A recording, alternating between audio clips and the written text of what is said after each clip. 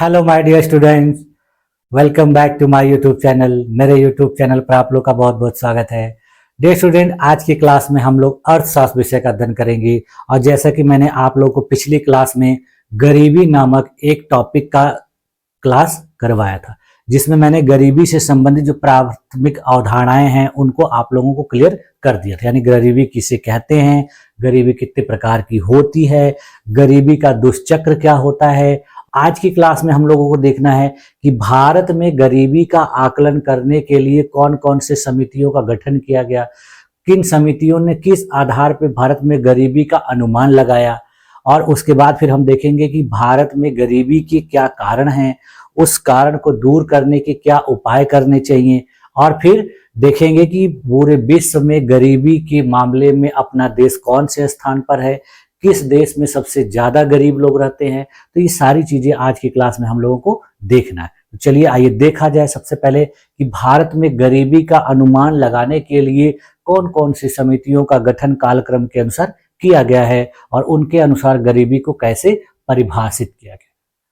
चलिए देखते हैं। देखिए, हम लोग को देखना है कि भारत में निर्धनता यानी गरीबी का अनुमान कैसे लगाया जाता है।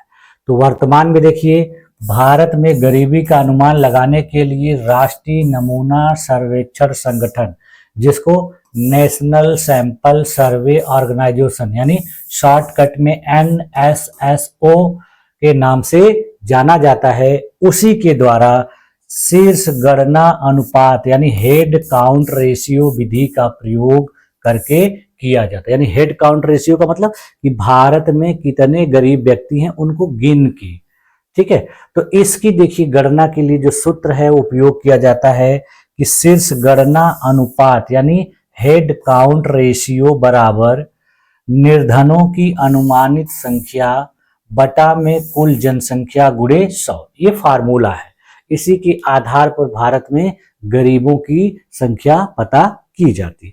अब देखिए, भारत में गरीबी का अनुमान लगाने के लिए समितियों का गठन किया गया था। कुछ समितियां जो थी भारत में स्वतंत्रता पूर्व गठित की गई थी, जब अपने देश में अंग्रेजों का शासन था। यानी उस समय अपने देश के कुछ विद्वानों व्यक्ति के द्वारा भारत में गरीबी का आकलन किया गया, और फिर स्वतंत्रता के पश्चात भारत सरकार के द्वारा गरीबी का आकलन किया गया, अनुमान लगाया गया। तो सबसे पहले हम लोग देख लेते हैं कि स्वतंत्रता पूर्व अपने देश में गरीबी का अनुमान सबसे पहले किसके द्वारा लगाया गया था।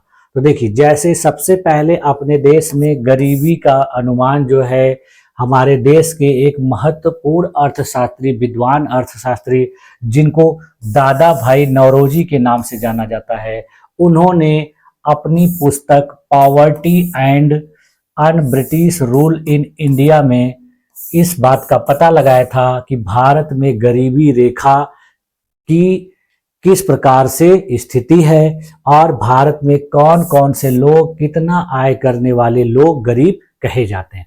तो इन्होंने यह अनुमान देखिए वर्ष 1867-68 में आधार मूल्य 16 से 35 रुपए के आधार पर कहा। यानी कहा था कि भारत में उस समय जिन लोगों की आय जो है 16 रुपए से लेकर 35 रुपए है, वो लोग गरीब कहे जाएंगे।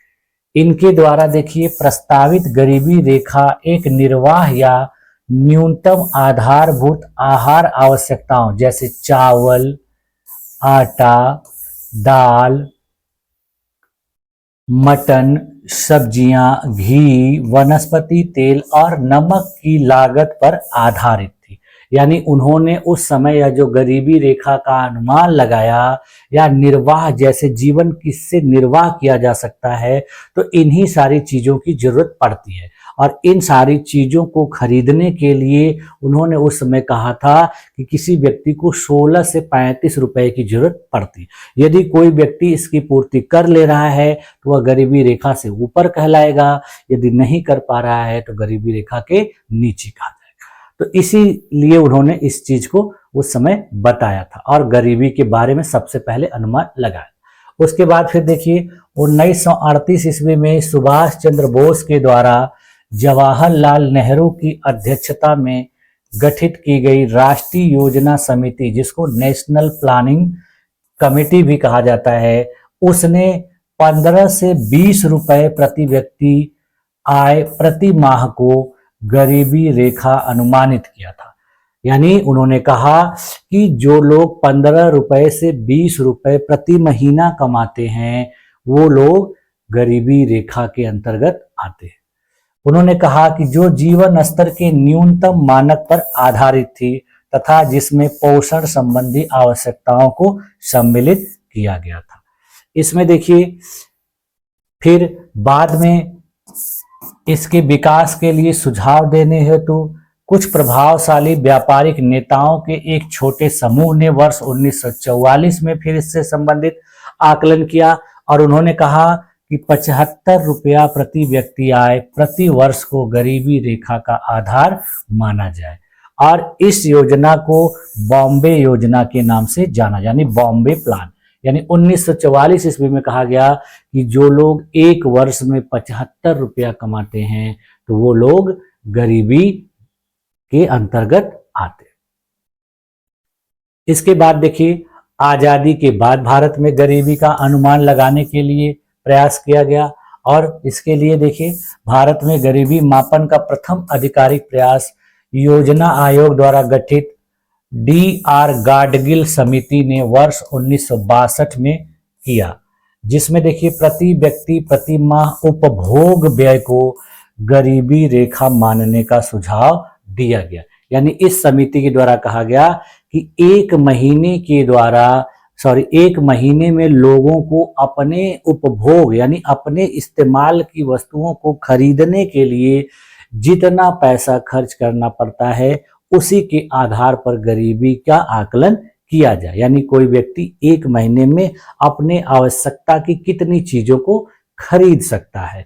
तो इसके लिए उन्होंने कहा कि ग्रामीण क्षेत्र में दैनिक भोजन से 2400 कैलोरी तथा शहरी क्षेत्र में भोजन से 2250 कैलोरी प्राप्त होना चाहिए। यानी कहा गया कि यदि कोई व्यक्ति अपने दैनिक जीवन में प्रतिदिन 2400 कैलोरी ऊर्जा प्राप्त कर रहा है ग्रामीण क्षेत्र में और शहरी क्षेत्र में 2250 कैलोरी ऊर्जा प्राप्त कर रहा है तो कहा जाएगा कि वह गरीब नहीं है, यानी वह गरीबी से ऊपर है।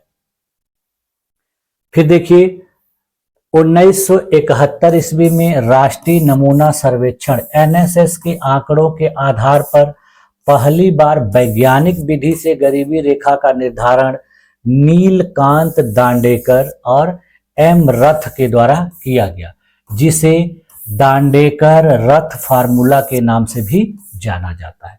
इन्होंने देखिए क्या कहा, इन्होंने कहा कि जीवन निर्वाह या बुनियादी न्यूनतम आवश्यकताओं के स्थान पर न्यूनतम कैलोरी खपत आधारित मानदंड के आधार पर गरीबी रेखा का निर्धारण किया जाए, जो कि ग्रामीण तथा शहरी क्षेत्रों के लिए 2250 कैलोरी प्रतिदिन थी। यानी इन्होंने कहा कि कैलोरी के आधार पर ही गरीबी का अनुमान लगाया जाए, गणना की जाए और इसके लिए उन्होंने कहा कि शहरी और ग्रामीण क्षेत्रों दोनों में 2250 कैलोरी ऊर्जा की खरीद खपत अगर कोई कर ले रहा है तो वह गरीब नहीं कहा जाएगा।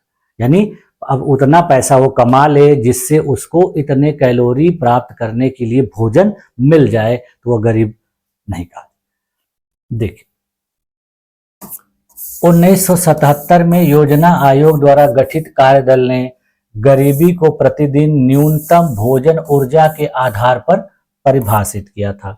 फिर बाद में देखिए 1979 ईस्वी में वाई के अलग की अध्यक्षता में योजना आयोग द्वारा गठित कार्यदल ने आधार वर्ष 1973-74 का उपयोग कर पोषण संबंधी आवश्यकताओं और संबंधित उपभोग व्यय के आधार पर ग्रामीण क्षेत्रों में 2400 कैलोरी प्रतिदिन तथा शहरी क्षेत्रों में 2100 कैलोरी प्रतिदिन से कम उपभोग करने वाले व्यक्ति को गरीब माना।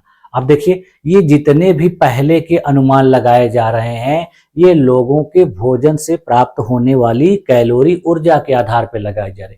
कोई शुरू में कह रहा है कि 2400 ग्रामीण क्षेत्रों के लोगों को, 2250 शहरी क्षेत्र, कोई कहता है कि नहीं 2250 दोनों लोगों के लिए, फिर कोई कहता है कि शहरी क्षेत्र के लिए 2100, ग्रामीण क्षेत्र के लिए 2250। तो इस प्रकार से इन लोगों ने कैलोरी के आधार पर अपने देश में गरीबी को निर्धारित करने का प्रयास किया। यानी कोई व्यक्ति इतना कैलोरी ऊर्जा अपने भोजन से प्राप्त कर ले रहा है तो वो गरीब नहीं होगा, अगर नहीं प्राप्त कर पा रहा है तो वो गरीब कहलाएगा। उसके बाद फिर देखिए, डीटी लकड़ावाला की अध्यक्षता में गठित कार्यदल ने 1993 ईस्वी में गरीबी के अनुमानों की गणना में मुद्रास्फीति के साथ मूल्य स्तर को समायोजित करने के उद्देश्य से शहरी क्षेत्रों में उपभोक्ता मूल्य सूचकांक और औद्योगिक श्रमिक सीपीआई इंडस्ट्रियल वेट तथा ग्रामीण क्षेत्रों में उपभोक्ता मूल्य सूचकांक कृषि मजदूर का उपयोग करने का सुझाव दिया। फिर उसके बाद देखिए, सुरेश तेंदुलकर समिति ने गरीबी का आकलन किया। इसमें देखिए क्या हो गया कि इसमें जो मुद्रास्फीति का प्रभाव पड़ रहा है और न्यूनतम मजदूरी जो मजदूरों को दी जा रही है, उन दोनों को सम्मिलित करके आकलन करने के लिए कहा। उसी प्रकार से ग्रामीण क्षेत्रों में कहा कि जो कृषि मजदूर हैं उनको जो मजदूरी मिल रही है उसको, और सरकार के द्वारा जो उपभोक्ता मूल्य सूचकांक जारी किया जाता है उसके आधार पर गरीबी का आकलन किया जाए। अब देखिए, सुरेश तेंदुलकर समिति ने जो कहा था, इन्होंने 2004 में अपनी अध्यक्षता के द्वारा गठित एक समिति में 2009 में अपनी रिपोर्ट प्रस्तुत की थी। इस रिपोर्ट के अनुसार उन्होंने कहा कि भारत के ग्रामीण क्षेत्रों में गरीबी रेखा 816 रुपया प्रति व्यक्ति प्रति माह अथवा 27 रुपया 20 पैसा प्रति व्यक्ति प्रतिदिन है, जबकि शहरी क्षेत्रों के लिए गरीबी रेखा 1000 रुपया प्रति व्यक्ति प्रति माह अथवा 33 रुपया 30 पैसा प्रति व्यक्ति प्रतिदिन है। यानी इन्होंने कहा कि अब आय के आधार पर गरीबी का अनुमान लगाया जाए, गणना के। उन्होंने कहा कि यदि कोई ग्रामीण क्षेत्र का व्यक्ति है और 816 रुपया प्रति महीने कमा रहा है, यानी एक दिन उसका 27 रुपया 20 पैसा यदि वो कमा ले रहा है तो गरीब नहीं कहा जाएगा। यदि उससे कम कमा रहा है तो वो गरीब कहा जाएगा। उसी प्रकार से शहरी क्षेत्र के लिए इन्होंने कहा कि कोई व्यक्ति यदि 1000 रुपया एक महीने में कमा ले रहा है, यानी एक दिन का उसका हुआ 33 रुपया 30 पैसा, तो वो गरीब नहीं कहा। यदि उससे कम कमा रहा है तो वो गरीब कहलाएगा। देखिए इनकी जो विधि थी, इसमें देखिए अभी जो मैंने बताया आपको कि तेंदुलकर विधि के आधार पर गरीबी सूचकांक, ग्रामीण भारत में उन्होंने देखिए क्या कहा था कि 816 रुपए से कम जो होगा वो गरीब होगा, यानी 25.7% जो आबादी थी उस समय भारत की, इसके आधार पर गरीब मानी गई। उसी प्रकार से देखिए शहरी भारत में इन्होंने कहा कि जिसका 1000 से कम इनकम हो वो गरीब कहा जाएगा, और इसके आधार पर देखिए 13.7% लोग शहरी गरीब थे। यानी इन दोनों के हिसाब से पूरे भारत में 21.9% लोग गरीबी के अंतर्गत आते थे। फिर उसके बाद देखिए 2011-12 में श्री रंगराजन समिति का गठन किया गया, और इस समिति ने 2011-12 में जो तेंदुलकर कमेटी की रिपोर्ट थी उसी के आधार पर एनएसएसओ द्वारा लगाया गया अनुमान जो था वो विवादास्पद रहा। यानी इसमें देखिए इन्होंने 2012 में तेंदुलकर कमेटी की जगह पे फिर रंगराजन की अध्यक्षता में एक समिति का गठन किया गया, जिसने जुलाई 2014 में अपनी रिपोर्ट सरकार को सौंपी। यानी जो यह तेंदुलकर कमेटी की रिपोर्ट थी और उस रिपोर्ट में एनएसएसओ की जो रिपोर्ट थी उसके आधार पर यह विवादित बताई गई। यानी कहा गया कि यह सही आकलन नहीं है, इसके आधार पे गरीबी का आकलन सही तरीके से नहीं किया जा सकता। तो इसीलिए उन्होंने फिर बाद में दूसरी कमेटी का गठन किया था, और इस कमेटी में जो रंगराजन जी जे थे उन्होंने ग्रामीण क्षेत्रों में गरीबी रेखा को 972 रुपया प्रति व्यक्ति प्रति माह, यानी 32 रुपया 40 पैसा प्रति व्यक्ति प्रतिदिन, जबकि शहरी क्षेत्रों के लिए गरीबी रेखा को 1407 रुपया प्रति माह अथवा 46 रुपया 90 पैसा प्रति व्यक्ति प्रतिदिन माना है। यानी उन्होंने जब गणना की थी तेंदुलकर कमेटी ने तो उसने बहुत कम पैसा बताया था। इन्होंने बाद में इस पैसे को थोड़ा बढ़ा के बताया, यानी कहा गया कि ग्रामीण क्षेत्र में यदि कोई व्यक्ति 972 रुपया प्रति माह कमा ले रहा है तो वो गरीब नहीं कहा जाएगा, यदि उससे कम कमाता है तो वो गरीब होगा। उसी प्रकार से शहरी क्षेत्रों में 1407 रुपया प्रति माह अगर कोई कमा रहा है तो वो गरीब नहीं कहा जाएगा। तो इसका देखिए, इनका जो था ये आकलन रंगराजन विधि के द्वारा, ग्रामीण भारत में 972 रुपए से कम जिसका होगा वो गरीब कहलाएंगे इनकम, और इनके आधार पर उस समय भारत में 30.9% लोग जो ग्रामीण क्षेत्रों में गरीब थे। उसी प्रकार से शहरी भारत में इन्होंने जो आकलन किया, उन्होंने कहा कि 1407 रुपए प्रति माह होने चाहिए प्रति व्यक्ति, और इसके आधार पर देखिए अपने देश में शहरी गरीबों की संख्या जो थी वो 26.4% थी, और टोटल पूरे भारत में जो गरीबी थी 29.9% थी। ठीक है, उसके बाद फिर देखिए बाद में नीति आयोग के द्वारा डॉक्टर अरविंद पनगड़िया की अध्यक्षता में मार्च 2015 में एक कार्यदल का गठन किया गया, जिसने गरीबी अनुमानों हेतु एक विशेषज्ञ समिति गठित करने का सुझाव दिया गया। तो देखिए अभी हम लोगों ने जो देखा कि ये जो समितियां थी उनके अनुसार जो गरीबी का अनुमान लगाया गया वो किस प्रकार से था। तो देखिए 1993-94 इस समिति के आधार पर देखिए कि 1993-94 में अपने देश में जो ग्रामीण गरीब लोग थे वो 37.3% थे, शहरी क्षेत्र में 32.4 थे और टोटल 32.4। उसी प्रकार से देखिए 2004-05 में ग्रामीण क्षेत्र में गरीबों की संख्या 28.3% थी, शहरी क्षेत्रों में 25.7% और टोटल 27.5%। उसके बाद फिर देखिए तेंदुलकर समिति के अनुसार देखिए ग्रामीण क्षेत्र में 1993-94 में देखिए 50.1%, शहरी क्षेत्र में 31.8% और कुल गरीबी 45.3% थी। उसी प्रकार देखिए 2004-05 में इनके अनुसार 41.8% ग्रामीण गरीबी, शहरी गरीबी 25.7% और कुल गरीबी 37.2%। फिर देखिए 2009-10 में इनके अनुसार 33.8% ग्रामीण गरीबी, शहरी गरीबी 20.9% और टोटल गरीबी 29.8%। उसके बाद 2011-12 में इनके अनुसार 25.7% ग्रामीण गरीबी, 13.7% शहरी गरीबी और कुल 21.9% गरीबी अपने देश में थी।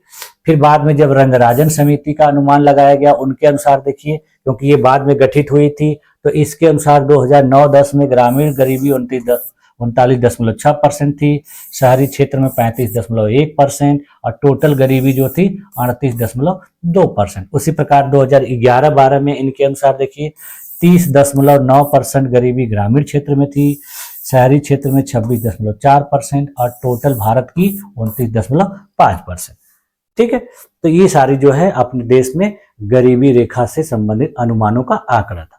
अब देखिए अंतरराष्ट्रीय निर्धनता रेखा, यानी ये सब तो हम लोग भारत में देख लिए, अब पूरे विश्व में गरीबी रेखा को मापने के लिए क्या मापदंड अपनाया जाता है। तो इसके लिए देखिए विश्व बैंक के अनुसार कहा गया है कि यदि कोई व्यक्ति एक दिन में 1.90 अंतरराष्ट्रीय डॉलर प्रतिदिन से कम में जीवन यापन कर रहा है तो उस व्यक्ति को अत्यंत गरीब के रूप में परिभाषित किया जाता है। यानी अब विश्व में कहा जा रहा है, पूरे इंटरनेशनल रूप में कहा जा रहा है कि यदि कोई व्यक्ति 1.90 डॉलर यानी लगभग $2 से कम में यदि अपना जीवन यापन कर रहा है तो वह व्यक्ति गरीब कहा जाएगा।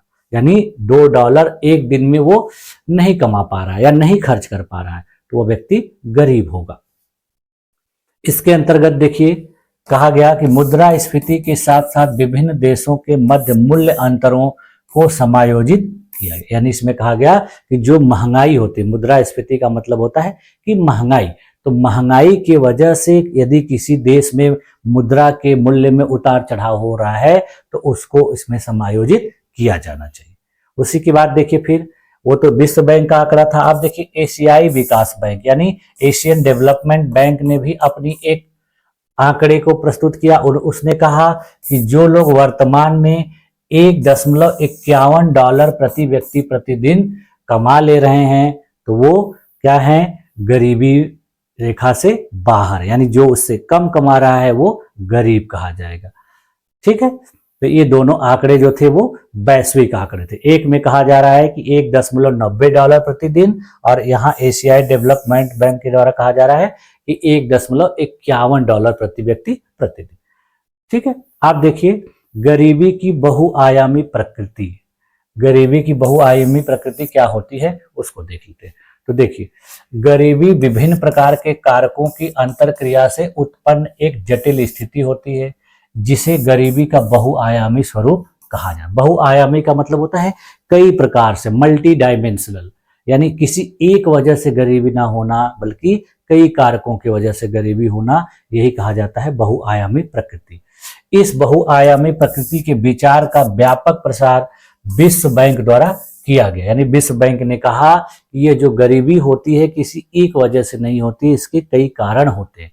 और इसके द्वारा 2010 में Oxford poverty and human development initial यानी OPHI यानी शॉर्टकट में इसको कहा जाता है के सहयोग से बहुआयामी निर्धनता सूचकांक यानी मल्टी डायमेंशनल पॉवर्टी इंडेक्स, जिसको शॉर्टकट में MPI का कहा जाता है, का निर्माण किया गया। यानी विश्व बैंक ने कहा कि गरीबी केवल एक ही प्रकार की नहीं होती है, कई प्रकार से होती है और कई कारणों से होती है।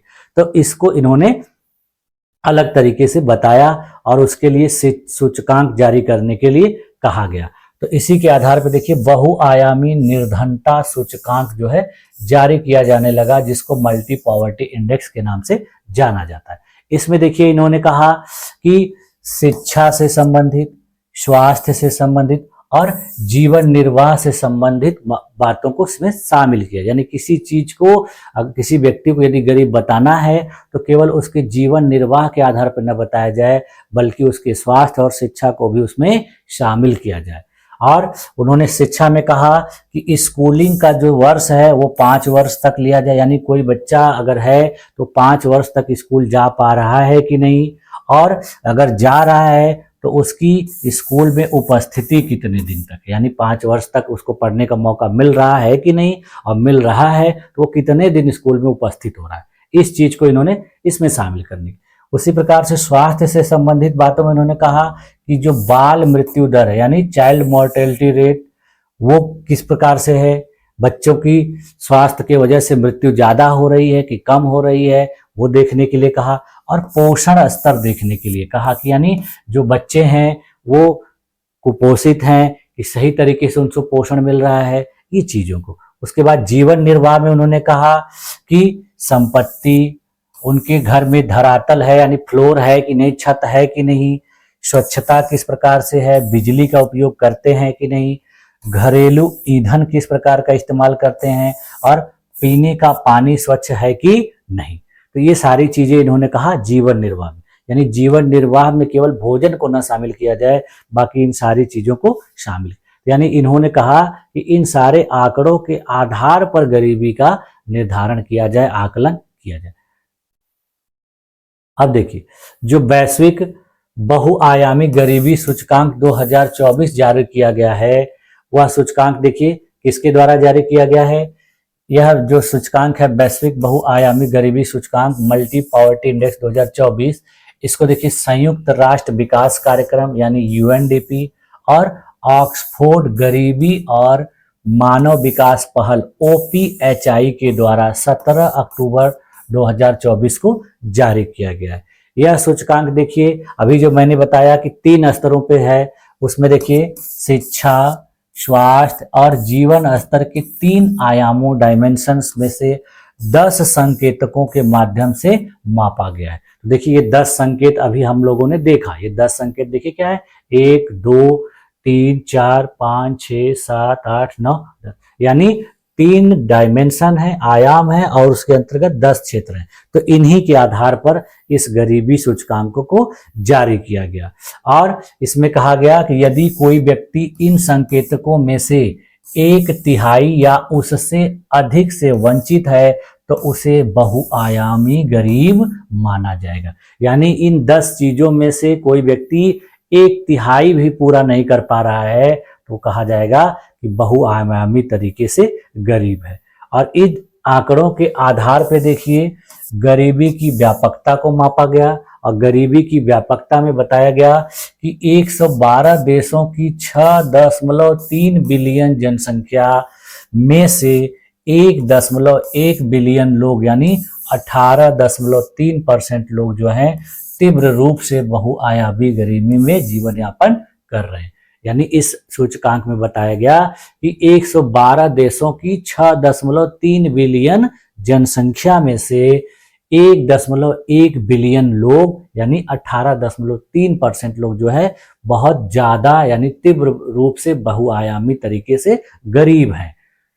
उसके बाद देखिए इसमें बताया गया कि बच्चों में गरीबी किस प्रकार से, यानी उसमें बताया गया कि 584 मिलियन लोग यानी लगभग 54% लोग गरीब हैं और उनमें 18 वर्ष से कम आयु के बच्चे हैं, जो वैश्विक स्तर पर सभी बच्चों का 27.9%। यानी कहा गया कि 584 मिलियन लोग जो हैं वो 18 वर्ष से कम उम्र के बच्चे हैं और वो पूरे दुनिया का जो बच्चों का संख्या है उसका 27.9% है।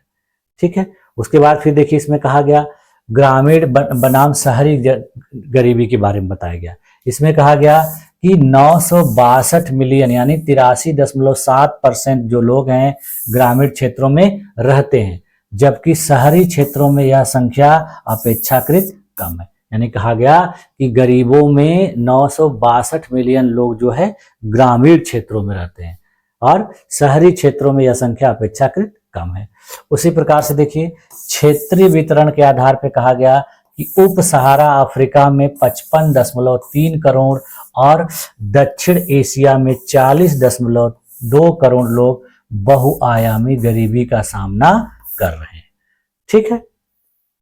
उसके बाद देखिए अब देशों के आधार पर यानी कौन कौन से देश जो हैं ये बहुआयामी गरीबी में कौन कौन से स्थान पर हैं, तो इसके लिए देखिए 5 देशों का आंकड़ा आपके सामने मैंने प्रस्तुत किया है, जिसमें देखिए भारत में 234 मिलियन लोग गरीब हैं, पाकिस्तान में 93 मिलियन, इथियोपिया में 86 मिलियन, नाइजीरिया में 74 मिलियन। उसी प्रकार से देखिए कांगो गणतांत्रिक गणराज्य में 66 मिलियन लोग गरीब हैं।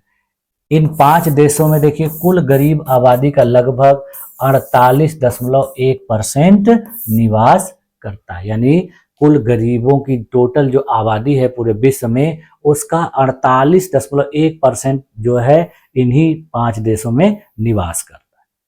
ठीक है। उसके बाद देखिए संघर्ष और गरीबी से संबंधित इन्होंने आंकड़ा निकाला, उसमें कहा गया कि 455 मिलियन लगभग 40% जो गरीब लोग हैं वो हिंसक संघर्ष से प्रभावित देशों में रहते हैं। यानी कहा गया कि जो लोग इतने गरीब हैं, ज्यादा गरीबी से प्रभावित हैं, तो वो लोग ऐसे देशों में रहते हैं जहां पे हमेशा हिंसा होती रहती है, यानी वहां पे स्थिरता नहीं पाई जाती है, तो जिसके वजह से वो लोग गरीबी से जूझ रहे हैं। अब देखिए भारत में हम गरीबी की स्थिति को देख लेते हैं। अभी मैंने आप लोग को बताया कि भारत में 234 मिलियन लोग जो है बहुआयामी गरीबी का सामना कर रहे हैं और यह जो है देश की बड़ी आबादी के कारण वैश्विक आंकड़ों में महत्वपूर्ण योगदान देता है। अपने देश की आबादी बहुत ज्यादा है जिसकी वजह से अपने देश में इतने जो लोग हैं बहुआयामी गरीबी से ग्रसित हैं, पीड़ित हैं। इससे पहले देखिए 2015-16 से 2019-20 के बीच भारत में 13.5 करोड़ लोगों को गरीबी से बाहर निकाला है, जो एक सकारात्मक संकेत है। यानी इतने लोग जो गरीबी रेखा में थे उनमें से 13.5 करोड़ लोगों को भारत सरकार ने गरीबी रेखा से बाहर निकालने में उपलब्धि हासिल की है, लेकिन फिर भी अभी बहुत से लोग जो है भारत में गरीबी रेखा के अंतर्गत आते हैं। अब देखिए भारत में ये जो इतनी सारी गरीबी है इसका कारण क्या है, तो भारत में देखिए गरीबी के एक नहीं कई कारण हैं, जिसमें देखिए सबसे पहला क्या है, तीव्र गति से बढ़ती जनसंख्या। फिर दूसरा कारण है कृषि का पिछड़ापन। फिर अगला कारण है सामाजिक रूप से जो अपने देश में भेदभाव होता है, ये जटिलता है इसके वजह से। फिर अगला कारण है देखिए अशिक्षा। फिर राष्ट्रीय उत्पादन की धीमी वृद्धि, पूंजी की अपर्याप्तता, उसके बाद विकास की धीमी गति, बेरोजगारी और कीमतों में वृद्धि, यानी इतने सारे कारणों की वजह से भारत में इतने ज्यादा लोग गरीब हैं। अब फिर देखिए भारत में इस तरह से गरीबी के क्या परिणाम हो रहे हैं, यानी इतनी जो गरीबी पाई जा रही है इसके वजह से भारत में क्या क्या समस्याएं देखने को मिलती हैं। तो देखिए यहाँ के जो गरीब लोग हैं वो शारीरिक रूप से कमजोर होते हैं, बाल अपराधों में वृद्धि देखी जाती है, बच्चे गरीब होते हैं, उनको उनकी जरूरत की चीजें नहीं मिलती है तो इसके लिए वो अपराधों में संलिप्त हो जाते हैं, अपराध करने लगते हैं, चोरी डकैती किडनैपिंग स्मगलिंग ये सब चीजें कर लगते हैं। उसके बाद देखिए उनके में दुर्व्यसनों में वृद्धि हो जाती है, यानी गलत गलत आदतें हो जाती हैं, नशा करने लगते हैं, बहुत सारी गलत गलत चीजों को अपने जीवन में शामिल कर लेते हैं। फिर उसके बाद देखिए इससे भिक्षावृत्ति होती है। भारत में देखिए भीख मांगने वालों लोगों की संख्या भी बहुत ज्यादा है, तो जब वो लोग नहीं कुछ कर पाते हैं, संसाधन नहीं प्राप्त हो पाता है तो उसके लिए फिर बाद में वो लोग भीख मांगने लगते हैं। पारिवारिक विघटन हो जाता है, जब ज्यादा गरीबी होगी तो परिवार टूट जाते हैं, लोग छोटे छोटे टुकड़ों में बंट जाते हैं। फिर उसके बाद देखिए अपराधों में बहुत ज्यादा वृद्धि हो जाती है, सामाजिक स्तर में कमी आती है, लोगों में बहुत ज्यादा ऊंच नीच से संबंधित भेदभाव देखने को मिलता है अमीर गरीब का, और फिर मानसिक अशांति होती है, यानी मानसिक रूप से वो लोग हमेशा अशांत रहते हैं, टेंशन में रहते हैं, और ये भी एक प्रकार की समस्या। तो इस प्रकार से देखिए भारत में गरीबी की वजह से इतने सारे परिणाम देखने को मिलते हैं। अब देखिए भारत में गरीबी को दूर करने के लिए क्या उपाय किए जाने चाहिए। तो देखिए गरीबी को दूर करने के लिए उपाय करने का सबसे पहला तरीका क्या है कि जनसंख्या नियंत्रण किया जाए, जनसंख्या को कंट्रोल करने का उपाय किया जाए, भारत के जीडीपी में वृद्धि की जाए, भारत में कृषि का विकास बहुत अच्छे तरीके से किया जाए, फिर उसके बाद जो वस्तुओं की कीमतें हैं उसमें स्थिरता लाई जाए, वस्तुओं की जो कीमतें बहुत तेजी से बढ़ती हैं उसको कंट्रोल किया जाए, फिर उसके बाद आय के वितरण में सुधार किया जाए, यानी जो लोगों को इनकम जनरेट होती है, जो लोगों को वेतन दिया जाता है उसमें सुधार किया जाए, मजदूरी को बढ़ाया जाए और काम के समय के अनुसार उनको वास्तविक मजदूरी दी जाए। फिर उसके बाद देखिए गरीबों की न्यूनतम आवश्यकताओं को पूर्ण करने का प्रावधान किया जाए, यानी गरीब व्यक्तियों की जो जो आवश्यकताएं हैं उनकी आवश्यकताओं को किस प्रकार से पूरा किया जाए इसके लिए प्रयास किया जाए, उनको उस प्रकार से रोजगार प्रदान किया जाए और उसके बाद उनको उचित मूल्य प्रदान किया जाए। फिर उसके बाद देखिए शिक्षा में सुधार किया जाए, यानी इतनी सारी चीजों को करने के बाद अपने देश में गरीबी को दूर किया जा सकता है और बहुत हद तक इसको नियंत्रित किया जा सकता है। ठीक है, तो देखिए इस प्रकार से हम लोगों ने आज की क्लास में गरीबी से संबंधित अपने देश में कौन कौन से अनुमान लगाए गए, कौन कौन से आकलन किए गए, और फिर वैश्विक स्तर पर गरीबी का आकलन करने के लिए क्या आंकड़ा दिया गया, क्या तरीका अपनाया गया, और उन तरीकों के आधार पर अभी हाल फिलहाल में जो गरीबी से संबंधित सूचकांक जारी किया गया उसमें क्या कंडीशन है भारत की और दुनिया के 5 महत्वपूर्ण गरीब देशों की, और फिर अपने देश में जो गरीबी का क्या कारण है, गरीबी की वजह से क्या क्या समस्या हो रही है, और फिर गरीबी को कैसे दूर किया जा सकता है, इस सारी चीजों को हम लोगों ने देखा। अब मुझे पूरी उम्मीद है कि आप लोगों को ये सारी चीजें अच्छे तरीके से समझ में आई होंगी। अब देखिए नेक्स्ट क्लास में हम लोग इसी इकोनॉमिक्स से संबंधित कुछ और भी महत्वपूर्ण टॉपिक्स का अध्ययन करेंगे, अब जिसमें से हो सकता है कि मैं बेरोजगारी के बारे में आप लोग का अध्ययन कराऊं या फिर इसी तरीके से कोई और भी महत्वपूर्ण जो टॉपिक होगा उसका अध्ययन कराऊं। तो आप लोगों ने इन सारी चीजों को अच्छे तरीके से समझा होगा, ऐसा मैं पूरी तरह से उम्मीद करता हूं, और आप लोगों ने अपने आप को मेरी इस क्लास में इतने देर तक बनाए रखा, इसके लिए भी आप लोग का बहुत बहुत धन्यवाद। मिलते हैं नेक्स्ट क्लास में, तब तक के लिए थैंक यू।